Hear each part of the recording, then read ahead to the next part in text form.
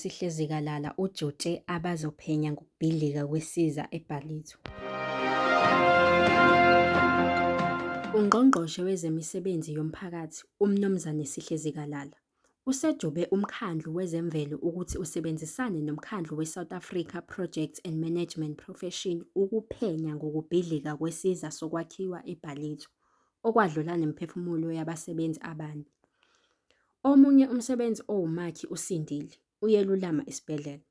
Indoda nabanye abane bavaleleke ngesikhathi kubhidlika udonga lwesihlabathi phezu kwabo.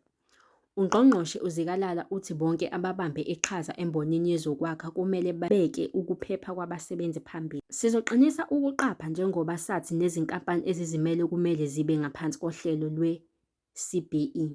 Phezu kwalokho sizobe siqinisekisa ukuthi ongoti abasebenza embonini balandela imigomo ebekiwe yokuthi kumele kulandelwe imigomo. Imithetho elawula imboni kumele ilandelwe yibo bonke, kusho uSihlezi-Kalala. Ezangalesi sikhathi ubusfundelwa uSinothile wakwaMaphumulo kwiNkanyezi News.